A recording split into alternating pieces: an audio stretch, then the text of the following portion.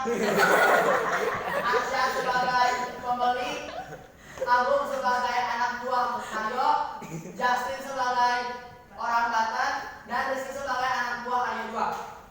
Jadi selamat menikmati penampilan dari kami.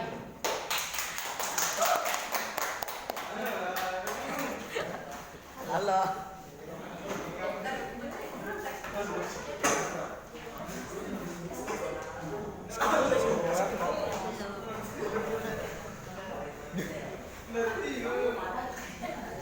Gimana nih?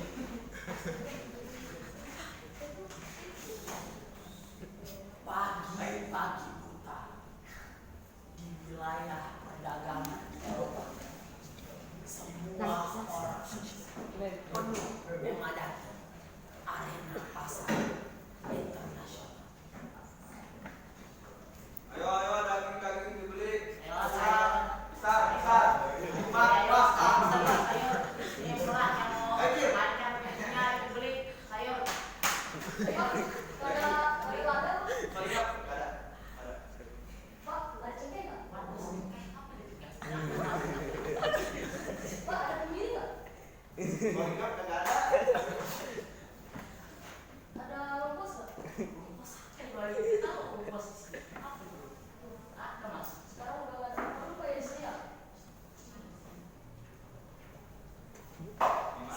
Sejak saat itu, para pedagang lainnya menyadari bahwa di pasar internasional kurang akan rempah. Sehingga para pedagang mengadu pada tokoh utama drama ini, Cornelis. Hai Tuan, What's happening, Ainul? sepertinya pasar kita ini kekurangan rempah. Betul, Kak. Gimana nih, Kak? Tolong carikan rempah untuk pasar kita ini. Oke, Kak. Insyaallah. Hai Tuan. Setelah berpikir lama, tahun ke tahun, Cornelis mengetahui ia akan mendapat rempah-rempah itu di mana? Di suatu pulau yang sangat besar. Itulah dia, Nusantara. Keesokan harinya, Cornelis memerintahkan bawahannya untuk berkumpul di pelabuhan.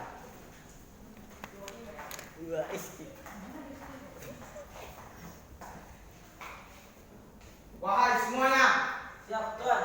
hari ini kita akan berangkat ke Indonesia untuk mengambil rempah-rempahnya. Siap, Tuan. Siapkan 4 buah kapal beserta awaknya. Siap, Tuan. Ya. Asal beserta awaknya.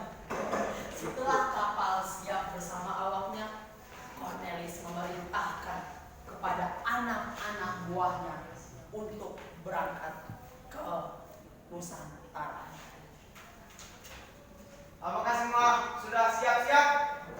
Siap, Tuan. Oke, ayo kita berangkat sekarang. Siap, Tuan. Kita akan menuju Tanjung Harapan di Afrika Selatan. Setelah menempuh perjalanan laut selama 14 bulan, akhirnya orang-orang Belanda Portugis sampai di Tanjung Harapan di Afrika. Lalu mereka mengikuti pedagang Indonesia yang berlayar dari Pulau Madagaskar menuju Banten. Setelah menempuh perjalanan laut dari Pulau Madagaskar ke Banten, akhirnya orang-orang Belanda Portugis itu sampai di Banten dan disambut baik oleh masyarakat Banten. Selamat datang, Tuan. Ada apa di sini? Ya, terima kasih. Kami akan ikut berdagang bersama kalian.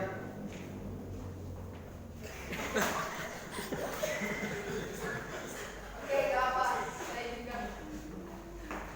Semenjak saat itu, orang-orang Belanda Portugis yang awalnya bersahabat dengan orang-orang Banten semakin lama berubah menjadi kasar, sombong, dan serakah. Hingga suatu saat, orang-orang Banten mengusir orang-orang Belanda Portugis dari Banten karena sifat mereka yang sekarang.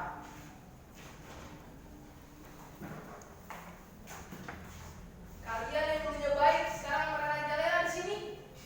Mengapa? Senang. Lah, kami akan mengusir kalian di sini. Kalau nggak gugol. Akhirnya orang-orang Belanda Portugis itu diusir oleh orang-orang Banten ke pantai utara Pulau Jawa dan menutup pintu masuk bagi pedagang-pedagang Belanda, sehingga orang-orang Belanda Portugis pulang dengan tangan kosong. Di suatu pagi, saat matahari masih tersenyum, langit bagaikan laut terhampar, luas biru, Belanda berencana untuk kembali ke Indonesia untuk mencoba mengambil rempah-rempah mereka. Hei semua, sini. Ada apa tuan? Kita akan kembali ke Banten. Apa? Bukannya kita telah diusir dari sana? Kali ini Aku dan wes. Karena perintah dari Cornelis untuk ke Indonesia, akhirnya mereka kembali lagi dengan rencana yang matang. Di langit berwarna oranye keemasan, orang Belanda kembali lagi ke Indonesia.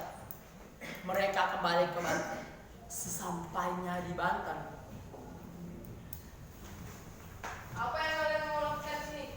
tenang, saya di sini akan berdagang. Bukannya kami telah musim dari sini. Saya berjanji agar tidak merugikan dan mengganggu kalian lagi. Oke, kami pegang janji.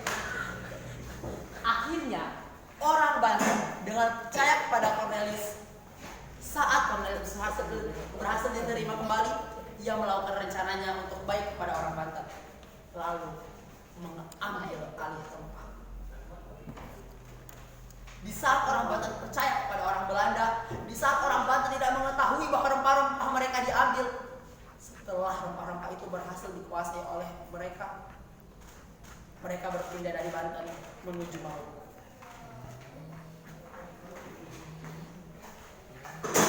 Kita sudah berhasil mengambil alih rempah-rempah di Banten. Lalu kita akan menuju ke Maluku untuk mengambil rempah-rempahnya juga. Wah, tuan sangat hebat dapat menipu orang Banten yang aneh tersebut. Lalu apa yang akan kita lakukan untuk mengambil alih rempah-rempah di Maluku, tuan? Kita akan menggunakan cara yang sama. Akhirnya mereka pergi menuju Maluku dengan membawa rempah-rempah yang telah dibawa di tempat kapal mereka. Dengan hati yang bahagia karena telah berhasil mengambil alih dari rempah-rempah di Banten, mereka pergi ke Maluku. Sesampainya di sana, Halo orang-orang Maluku. ada apa yang datang di sini? Bolehkah kami berdagang di sini? Boleh. Setelah diizinkan, Cornelis menjalankan rencana yang sama dan akhirnya mendapatkan rempah-rempah yang banyak dari Maluku. Setelah sekian lama, mereka kembali ke Belanda dengan hasil rempah-rempah yang sangat banyak. Akhirnya di pasar internasional terdapat rempah. Dalam cerita yang sangat singkat ini, semua saat perdagangan Belanda terhadap Indonesia tersebut, kita dapat mengambil sebuah hikmah, yaitu tidak semua orang terlihat baik dan benar saja. Terkadang di belakang ia terlihat sangat licik. Jadi jangan mudah kepada percaya kepada orang lain. Sekian dari kami. Terima kasih. Wassalamualaikum warahmatullahi wabarakatuh.